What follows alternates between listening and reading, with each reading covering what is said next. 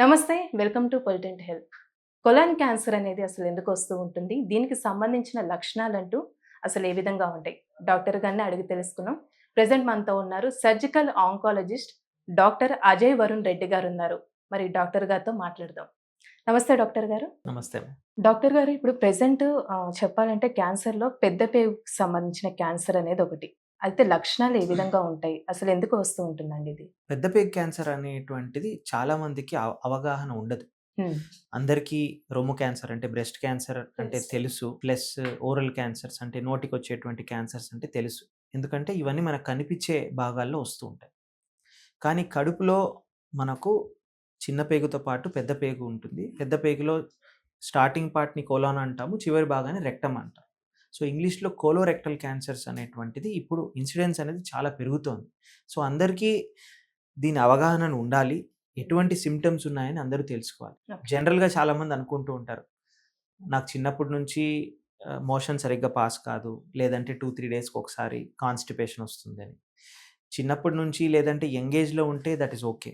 కానీ ఇంతవరకు normal bowl habits అంటే ఇంటెస్టైనల్ హ్యాబిట్స్ ఉండి సడెన్‌గా ఇప్పుడు కాన్‌స్టిపేషన్ వస్తోంది. లేదంటే మోషన్‌లో బ్లడ్ పడుతోంది. లేదంటే బాత్రూమ్‌లో చాలా సేపు స్పెండ్ చేయాల్సొస్తుంది హ్మ్. మోషన్ వెళ్ళడానికి. సో, ఇవన్నీ సటిల్ సింప్టమ్స్.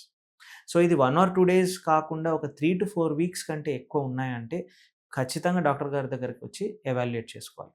సో, వారికి కనిపించని భాగంలో లేదు కాబట్టి జనరల్‌గా ఇగ్నోర్ చేస్తూ ఉంటారు. హ్మ్. గ్యాస్ ట్రబుల్ అంటారు కొంతమంది. లేదంటే బయట తిన్నాం ఫుడ్ అందుకనే ఈ ప్రాబ్లమ్ వచ్చిందంటారు. కానీ నో.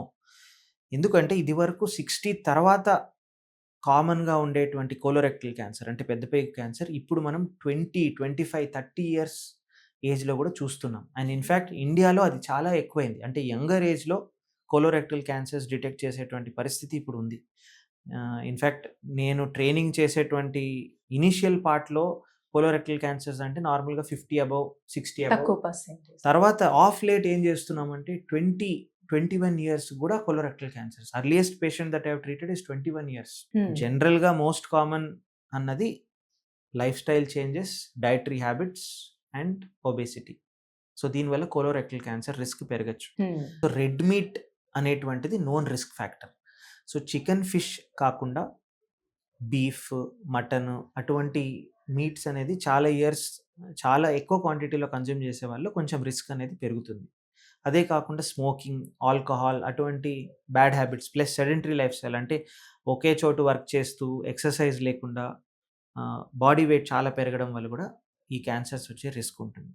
కానీ ఇవన్నీ ఒకవైపు అయితే పెరుగుతున్న ఏజ్ కొద్దీ కూడా నార్మల్‌గా కొలోన్ క్యాన్సర్ రిస్క్ అనేది పెరుగుతూ ఉంటుంది. అందుకని కొన్ని కంట్రీస్‌లో ఏమంటారంటే 60 ఇయర్స్ కంటే దాటిన వారికి ఖచ్చితంగా 5 ఇయర్స్‌లో ఒకసారన్నా కొలనోస్కోపీ అనేటువంటి టెస్ట్ చేయాలని రికమెండేషన్ కూడా ఉంది. మన హ్మ్. కంట్రీలో చాలామంది ఫాలో కారు గానీ యూఎస్, యూకే లాంటి కంట్రీస్‌లో ఇట్ ఈస్ ఎ రికమెండేషన్.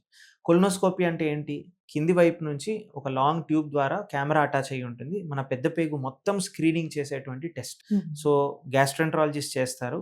మన స్క్రీన్‌లో, కెమెరాలో అందులో ఏమైనా ట్యూమర్ గ్రోత్స్ ఉన్నాయా? లేదంటే క్యాన్సర్ లక్షణాలున్నాయా? లేదంటే అంతా నార్మల్‌గా ఉందా? లేదా తెలుస్తుంది.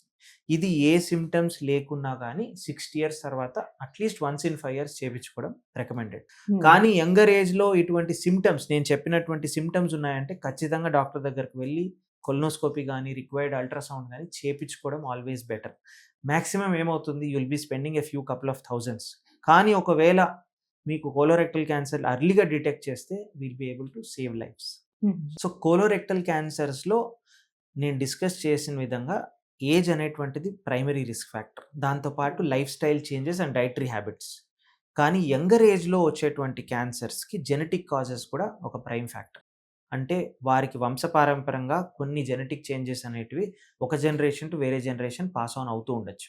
ఓకే. జనరేషనల్ స్కిప్ అనేది కూడా ఒక్కొక్కసారి వస్తుంది. అంటే ఒక జనరేషన్‌లో రాకుండా నెక్స్ట్ జనరేషన్‌లో స్కిప్ కావచ్చు. జీన్స్ ఇంక మొత్తం. అలాగే పుట్టిన వాళ్ళ పిల్లల్లో అందరికీ ఈ జెనెటిక్ మ్యుటేషన్స్ రావాలని రూల్ ఏం లేదు.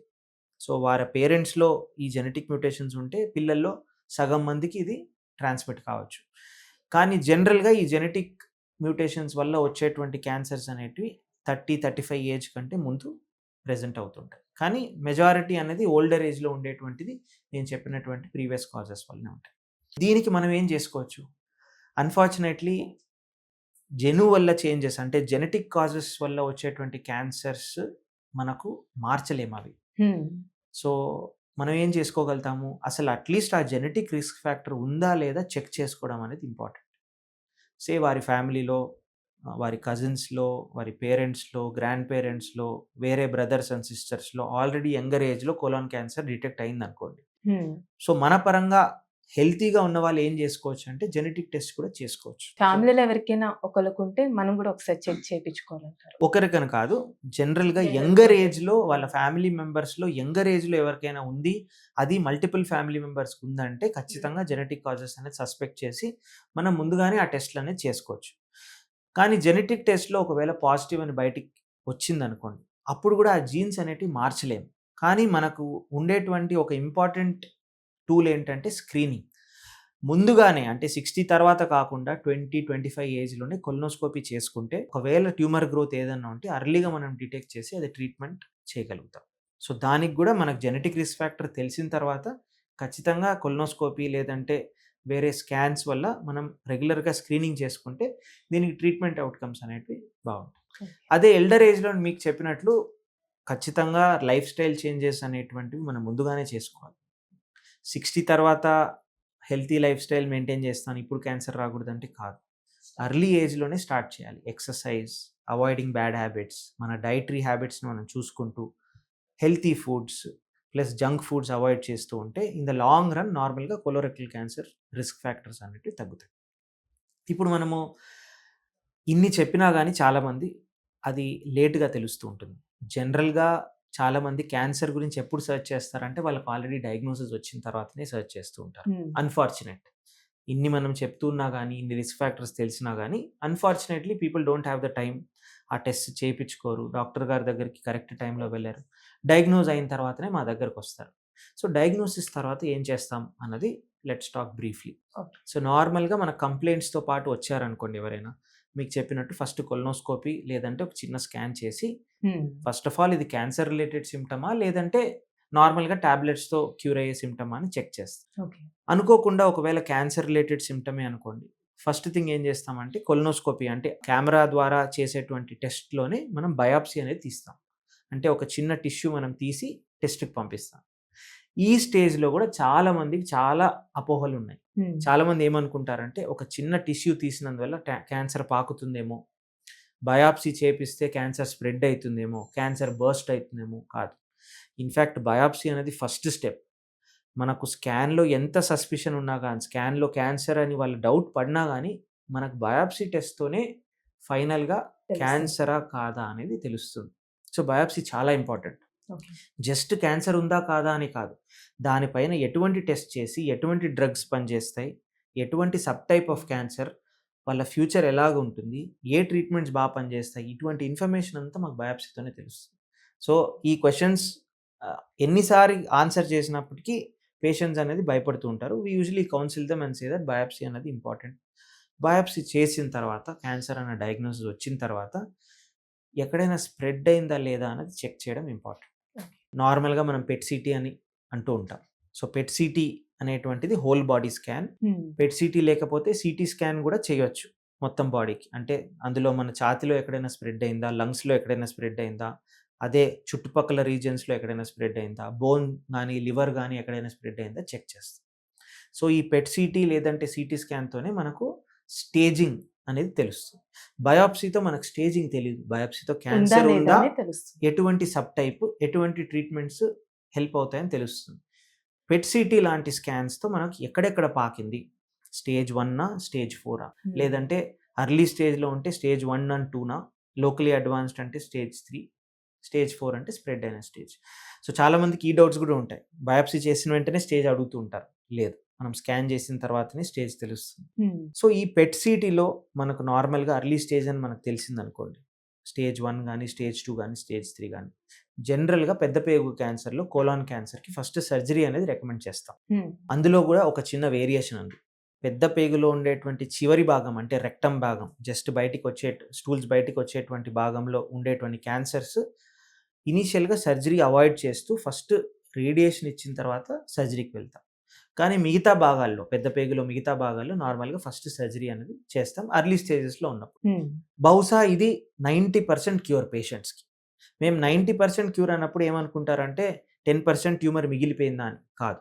సర్జరీ చేసేటప్పుడు మేము మొత్తం ట్యూమర్ తీసేటువంటి ప్లానే చేసి మొత్తం ట్యూమర్ కూడా తీస్తాం.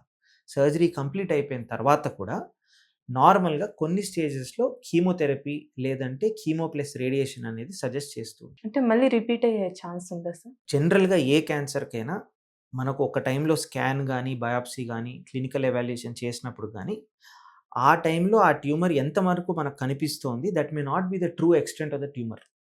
మనకు కొలాన్ క్యాన్సర్ డిటెక్ట్ అయింది. పెట్ సీటీలో ఒకే దగ్గర ఉందని చెప్పినా కూడా కొన్ని ఫీచర్స్ వల్ల అంటే ఆ సైజు పెద్దగా ఉంది, లేదంటే చుట్టుపక్కల కొన్ని లింఫ్ నోడ్స్ పాజిటివ్ ఉన్నాయంటే ఆల్రెడీ బ్లడ్ సర్క్యులేషన్‌లో కొన్ని ట్యూమర్ సెల్స్ ఉన్నాయని మనం సస్పెక్ట్ చేయాలి. We may be right or we may be wrong.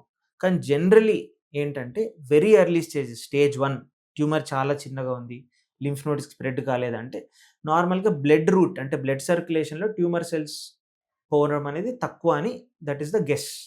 అందుకని వారికి సర్జరీ ఒకటి సరిపోతుంది. అదే స్టేజ్ 3 అనుకోండి. అంటే పెద్ద ట్యూమర్ లింఫ్ నోడ్స్‌కి స్ప్రెడ్ అయింది. బ్లడ్‌లో వేరే దగ్గర ఎక్కడ కనిపించట్లేదు. లివర్ గానీ, లంగ్ గానీ. సో, టెక్నికల్లీ స్టేజ్ 3 అయినా గానీ వీరికి ఫ్యూచర్‌లో మళ్ళీ ట్యూమర్ వచ్చే ఛాన్సెస్ ఎక్కువ. వేరే దగ్గర స్ప్రెడ్ అయ్యే ఛాన్సెస్ ఎక్కువ కాబట్టి సర్జరీ కంప్లీట్ అయిన తర్వాత కీమోథెరపీ కూడా ఇస్తూ ఉంటాం. చాలామంది ఏమనుకుంటారంటే సర్జరీ కంప్లీట్ కాలేదేమో అందుకనే కీమోథెరపీ ఇస్తున్నారు. ఫుల్‌గా క్యూర్ కాలేదేమో అందుకనే కీమోథెరపీ ఇస్తున్నారు. కాదు. ప్రతి ఒక్క ట్రీట్మెంట్‌కి ఒక ఇంటెన్షన్ అనేది ఉంటుంది. కొలాన్ క్యాన్సర్‌లో, పెద్ద పేగు క్యాన్సర్‌లో సర్జరీ చేసే ఇంటెన్షన్ ఏంటంటే ఫస్ట్ ప్రైమరీ క్యూర్ అనేది ఇవ్వాలి. మొత్తం ట్యూమర్ బయటికి తీసిన తర్వాత సరౌండింగ్ ఏరియాస్ మార్జిన్స్‌తో పాటు బయటికి తీస్తాం. తర్వాత అడ్జువెంట్ కీమోథెరపీ అంటాం. అంటే దానికి ఆ కీమోథెరపీ రోల్ ఏంటంటే మన బ్లడ్‌లో ఎటువంటి సర్క్యులేటింగ్ సెల్స్ అన్నా, లేదంటే స్కాన్‌లో కనిపించని లొకేషన్‌లో చిన్న చిన్న ట్యూమర్ సెల్స్ ఏమైనా మిగిలిపోతే వాటిని నశించడానికి కీమోథెరపీ. దీన్ని అన్ని చేసిన తర్వాత కూడా పేషెంట్‌ని చెప్తాం. 3 మంత్స్‌కి ఒకసారి రెగ్యులర్ ఫాలోఅప్‌కి అయితే రావాలి. ఎందుకు అంటే సర్జరీ, కీమోథెరపీ అన్నీ చేసిన తర్వాత కూడా ఒక 3-4% వారిలో మళ్ళీ వెనక్కి రావచ్చు ఈ ట్యూమర్. ఆ ట్యూమర్ అనేది వెంటనే వెనక్కి రాకపోవచ్చు. 1 ఇయర్ తర్వాత, 1½ ఇయర్ తర్వాత కూడా రావచ్చు. సో, ఇది ఎర్లీగా ఎప్పుడు డిటెక్ట్ చేస్తాము? వారు రెగ్యులర్‌గా ఫాలోఅప్‌లో మన దగ్గరకొచ్చి రిక్వైర్డ్ బ్లడ్ టెస్ట్ చేసుకుంటే ఆ 100లో కొంతమందికి వచ్చేవారికి కూడా ఎర్లీగా డిటెక్ట్ చేయొచ్చు. అందుకని అందరు 100 పీపుల్‌ని మనం ఫాలోఅప్ అనేది పిలవాలి. జనరల్‌గా ఏమంటామంటే 2 ఇయర్స్ ప్లస్ 3 ఇయర్స్ దాటిన తర్వాత నార్మల్‌గా మళ్ళీ క్యాన్సర్ వెనక్కి వచ్చే ఛాన్సెస్ చాలా తక్కువ. ఇవన్నీ క్యూరబుల్ స్టేజెస్. ఇంకొక వైపు స్టేజ్ 4 అంటాం. సో, స్టేజ్ 4లో కూడా చాలా వైడ్లీ స్ప్రెడ్ స్టేజ్ 4 అనేది ఒకటుంది. కొన్ని వైపులా స్ప్రెడ్ అయిన స్టేజ్ 4 ఉంది. పెద్ద పేగు నుంచి లివర్‌కి ఒక దగ్గర స్ప్రెడ్ అయిందంటే అది కూడా స్టేజ్ 4. కానీ ఒక 100 డిఫరెంట్ స్పాట్స్‌లో లివర్‌కి కూడా, లంగ్‌కి కూడా, బోన్‌కి కూడా స్ప్రెడ్ అయినా గానీ స్టేజ్ 4. కానీ ఆ స్టేజ్ 4కి, ఈ స్టేజ్ 4కి డిఫరెన్స్ ఉంది. Limited amount of stage 4 disease colon క్యాన్సర్‌లో కూడా మనం ట్రీట్ చేస్తున్నాం. నార్మల్‌గా కీమోథెరపీ ఇచ్చి చాలా రోజులు కంట్రోల్‌లో ఉన్న తర్వాత బోత్ పెద్ద పేగుకి సర్జరీ ప్లస్ లివర్‌కి సంబంధించిన సర్జరీ కూడా చేస్తున్నాం. అది ఎర్లీ స్టేజ్ 4. కానీ చాలా ఎక్స్టెన్సివ్ డిసీజ్ చాలా చోట్ల ఆల్రెడీ పాకిన డిసీజ్‌కి నార్మల్‌గా సర్జరీ అనేది రికమెండ్ చేయట్లేదు. కీమోథెరపీ ప్లస్ టార్గెటెడ్ థెరపీ అవసరం పడితే ఇమ్యునోథెరపీ అనేది ఇచ్చుకుంటూ నార్మల్‌గా ట్యూమర్ అనేది చెక్‌లో పెట్టుకుంటుంటాం. Thank you so much doctor. Thank you అండి.